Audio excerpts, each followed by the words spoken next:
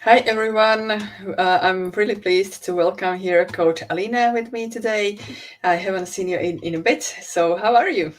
Yeah, it's also nice to see you. I'm doing really good. I'm waiting when there will be already some warmer days here. Yeah, Yeah.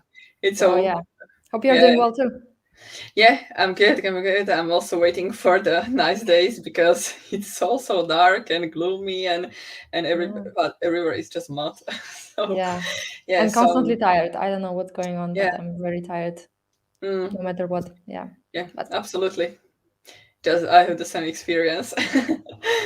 Yeah, so for everyone who is watching us today, we are discussing shortly before we started this live how we could start this Q&A, and Coach Alina has some really nice insights on um, how important is to make the right decisions in our insomnia recovery. For example, is it important to get up at the same time every day, or is it okay to stay in the bed? It's not about this particular decision, like whether to get up or stay in bed. The question is about what is right. So, can you tell us something about this, Alina, please?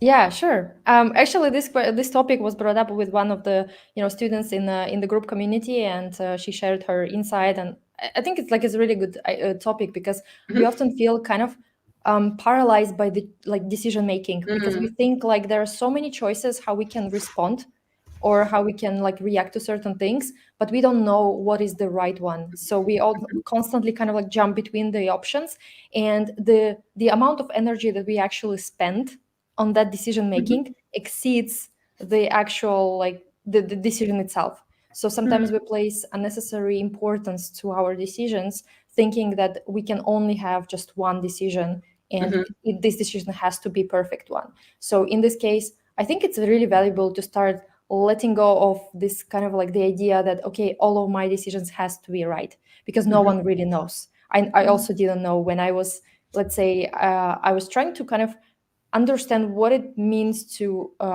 befriend wakefulness. For me, that was also a very difficult concept to kind of like master.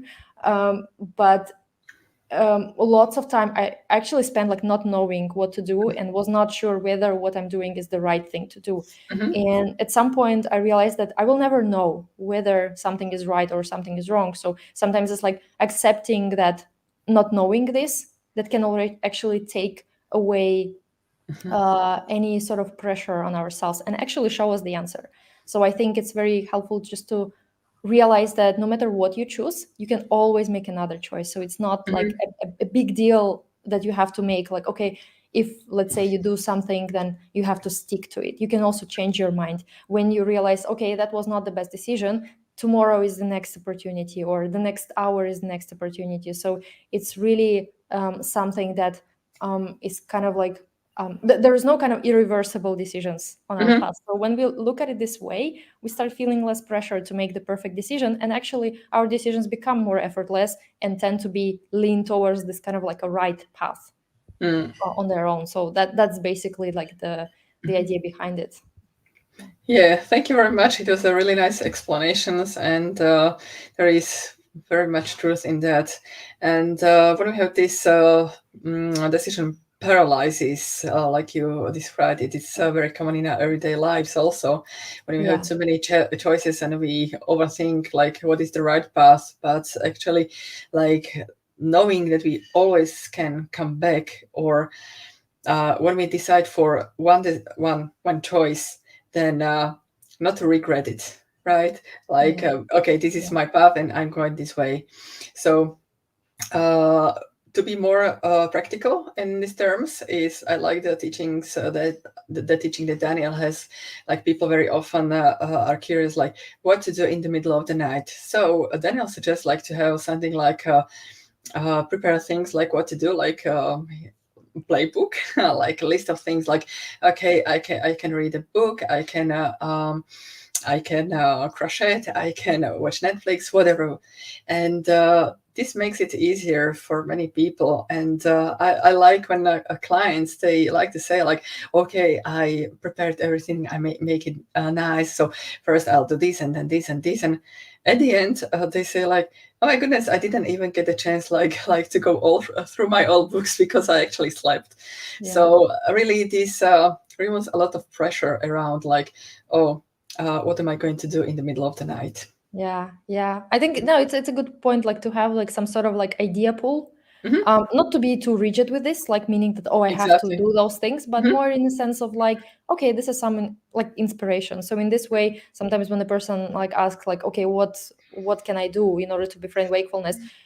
We can only kind of like suggest like ideas for inspiration, but we cannot tell exactly, okay, do this or do that. So it's Yeah. more about like just give yourself time to explore what it means to befriend wakefulness exactly for you. And it's okay to borrow some ideas from someone else just to see whether they kind of like feel yours or not, and know that it can be different every single night. What was your go-to activity when you feel unsafe? Watching TV. I was watching TV, or when it was not so cold out, I like to go outside at night, Yeah, at like night. in the garden. Yes, yes, it Wow, that's was. awesome. Yeah, it was quite refreshing because it's quite different experience when I'm in the middle of the night outside. The skies is starry, and you see the nocturnal animals, and Yeah, so I'm lucky because I live in a house with a garden, so yeah, it was no problem if I walk around in my pajamas.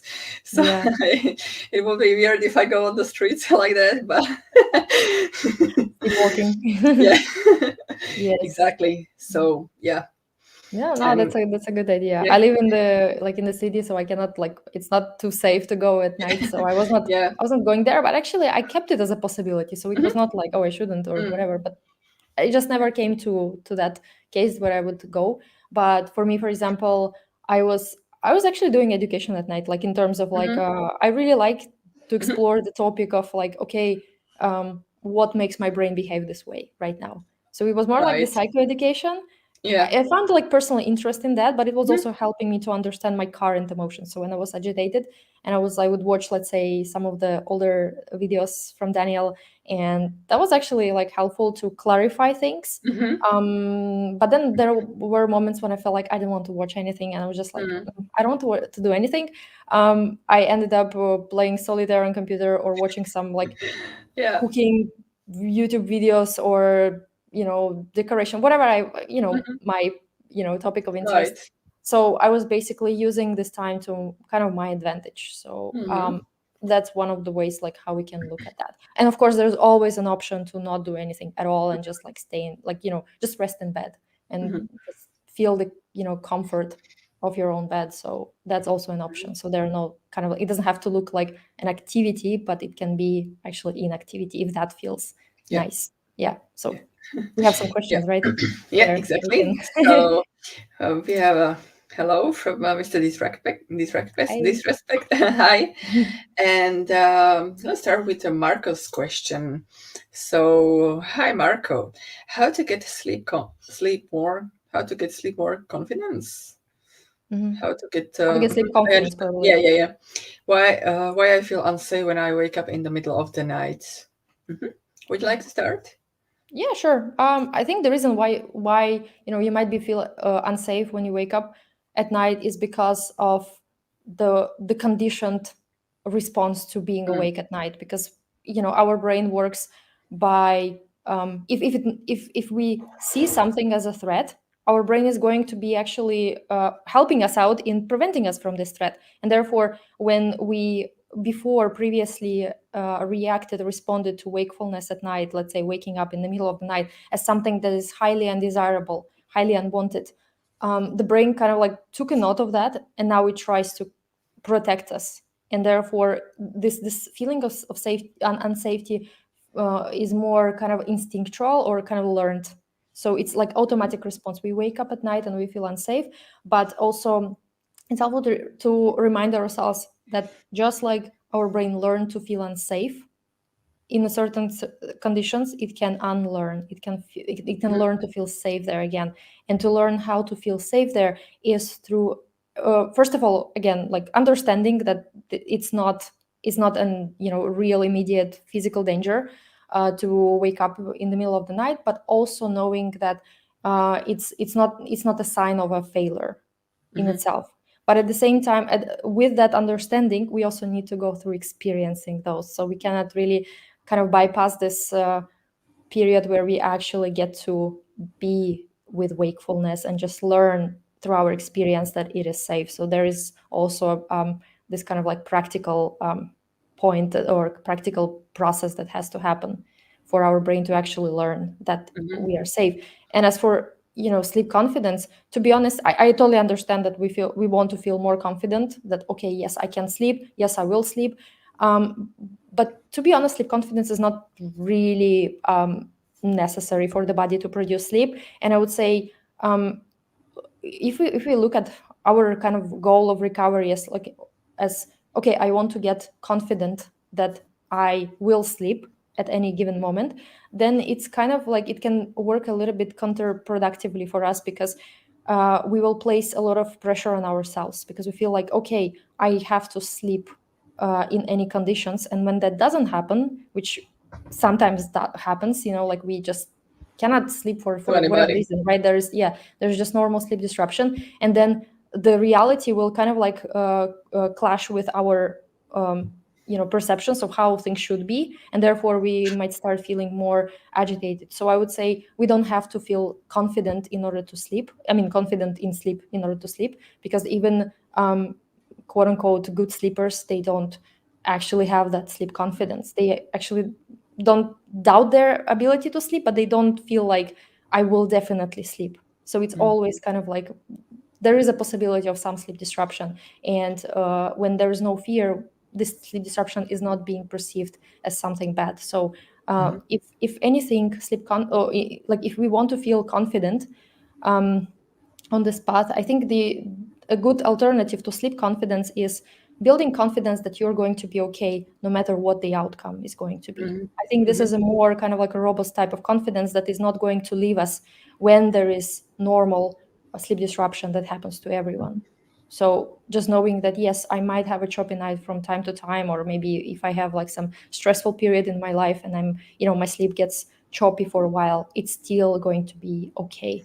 So that type of confidence, I think, is helpful, but for recovery, we don't have to become sleep confident, if that makes sense. Absolutely. Yeah. So maybe I would just add, like, on or ask Marco, like, how did you feel in the past or before insomnia in the middle of the night when you woke up? Because partially, not feeling safe in the middle of the night when there is darkness, it's quite a natural feeling. So when you wake up, some people, they are like, oh, it's dark here and I don't like it, and it's very natural because for some people the darkness is can be a little bit scary. So I would like to challenge it, like, when you are in the middle of the night and you suffer from insomnia, what does it feel for you when you feel unsafe? Is it only because it's the dark, or is it because your brain is really telling you, hey, there is a threat in there? So maybe look into yourself and see, like, what could be, how to approach it, and kind of like normalizing it. That it's sometimes for some people, not feeling safe in the middle of the night is very, very normal. And one little tiny help could be just flip this light on. Yeah. So, okay, I think we can move. We have Ravneet here. Hi, Ravneet. And how can I befriend wakefulness and do something I enjoy while being awake when I'm literally getting headaches and my eyes are burning from exhaustion? Another comment: what if I feel calm and I don't feel hyperaroused and I still can't fall asleep right straight away? The burning and headaches I get in my eyes while lying in bed trying to fall asleep for hours is awful. Oh, I totally relate. So, what do you think, Alina? Yeah. There are many good questions actually, and I think we can speak like in depth Yeah, for a lot of time. ours. But I think, I mean, the first question was basically how can I befriend wakefulness?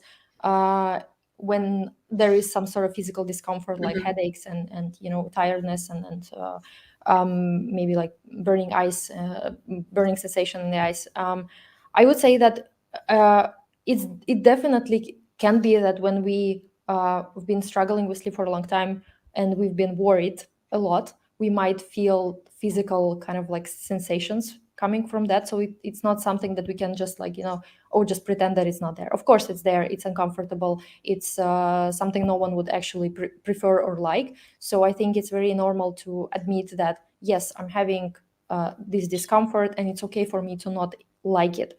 And what might help into kind of like easing this concept of befriending wakefulness when we don't feel comfortable in our bodies is to realize that befriending wakefulness doesn't mean actually enjoying or feeling happy or liking being awake. We are just kind of looking at it from a safe perspective, meaning that yes, it can be uncomfortable, but at the same time it is safe. So we don't have to search or really try hard to find joy or happiness to be awake at night. Rather, we can kind of orient ourselves towards more or less demanding feelings, such as comfort, maybe a non-pressure, anything that can give us like sense of like, okay, I have this discomfort, and this makes me feel more comfortable to be with my discomfort without trying to get rid of that discomfort. That can be one of the ways how we can befriend wakefulness. Because to be honest, like for me personally, I haven't enjoyed most of my wakeful nights. Even though I was doing things that I kind of like enjoyed, or it was the most favorable thing to do for me in that moment. But at the same time, I didn't force this feeling happy about being awake. So you don't have to uh, you know try to force this joy when you also have certain discomfort in your body. So it's completely normal to admit, yes, there is discomfort and I'm not enjoying this, and then how can I make this moment more comfortable for myself, accepting that I'm having certain discomfort right now. So that can kind of like ease our way into befriending wakefulness. So that. Exactly. Yeah, this was actually quite a big aha moment for me, because also I thought like befriending wakefulness is like necessarily doing some enjoyable activity, but Yeah, actually the word enjoyable, this is like an added value yeah, to our befriending wakefulness. And we are as well befriending wakefulness when we are resting in our bed, and also when we are experiencing the night full of anxiety and panic, but we are creating space for these experiences. yeah, Because again, these experiences, they just need to be heard, they want to be heard. And once they are accepted and allowed to basically flow through our body, they leave much faster as when we are trying to resist them, to push them away, to avoid them. yeah. So, yeah, Yeah. No, absolutely. yeah. And just to like what when you were saying this, it came to my mind that at some point I enjoyed hating wakefulness, if that makes sense. So there was like I Yeah. really disliked it, but there was something liberating in actually admitting that I hate it, and it was Yeah. like such a like exhale, like oh, I can finally say that I hate it, and it gave me so much. It's like this kind of like different type of joy, more like this kind of like Hmm. weight off our shoulders. But Hmm. sometimes we can find this kind of relief in actually admitting, like, yes, Yeah. I feel this way, and that's okay for Mm. me to feel this way. So Yeah. yeah, that's So also for befriending wakefulness, by the way. yeah, so Um, for everybody out there, it's completely okay to hate your befriending wakefulness. yeah. Okay. So would you like, or would you like to You can choose go a ahead and question? maybe answer the second part Oh, of the the second question. question. Okay, I can start with what if I feel calm and I don't feel hyperaroused and I still can't fall asleep straight away? This is very common, and people very often get stuck at this stage because at the beginning there is a lot of anxiety, there is a lot of panic, there is a lot of heavy emotions, and it's very natural and obvious why people don't sleep, right? So when the hyperarousal is going down slowly, then we are feeling calm. But we need to understand that there is still enough hyperarousal to keep us awake. So, and people, they are very like worried and scared, like, oh my goodness, there is really something wrong with me. I'm calm, I'm okay, I welcome the wakefulness, but I'm still not sleeping. And we need to understand that your brain has been conditioned to not sleep for such a long time. And this is still the learned behavior. It's just like a habit. And it's still about showing our brain, like, this is still okay. It's okay to be awake. So, in this way comes into place, like really just resting, trying to make our wakeful time as comfortable as possible, and really as you were mentioning, like the burning and headaches I get in my eyes while lying in bed trying to fall asleep for hours is awful. I completely understand. I experienced this so many times, and the physical discomfort, you have touched on it already. Lean into self kindness. Do what is the um, most easiest way for you to feel comfortable, even if it is like a painkiller, even if it is like something like putting like a moist a towel on your forehead, or just anything that Just to makes you feel alleviate the yeah, intensity. alleviate the headache intensity, exactly, because you need to understand it's about the acceptance, and to accept it, it doesn't mean we accept when it's gone. We accept when we are here, and we are not trying to push it away. And also we want to help ourselves and make it this nighttime wakefulness and all these symptoms that we cannot control, we can make it go away in any given moment. Then we need to also befriend them. And through this befriending, also this kind of symptoms and discomfort, they will go away eventually, but not in the moment that we want to have it away. We, it's so paradoxical as it sounds, like it will leave when we are open to welcome it and experience it. Yeah. I like that you highlighted that it's not like instant. The moment Yeah, when we kind of open ourselves up, there is usually a delay. It's not like yeah, right away. So it's completely normal that it mm, still continues even though you do everything right, basically, right? You open to the experience, but it may still kind of like linger for a while because no one can, like, if you're in mm, a fast moving car, you cannot stop like in the instant. There is like a certain kind of like way mhm, until still like the wheels turn, and yeah. mhm. Okay, so next one we have Hey from Best of Luck. Hey, how are you doing? We are doing well. And we have a comment from A series. Thank you, coaches. My question: I'm in a place of understanding and awareness. What I'm noticing in myself during the past few months is I'm stuck in this loop. Trigger is tiredness. And do you have any advice about breaking this pattern? Uh, my husband tells me that if it happens that he doesn't sleep well, he may feel tired in the morning, but then during the day he forgets about it. I can start if you want me to.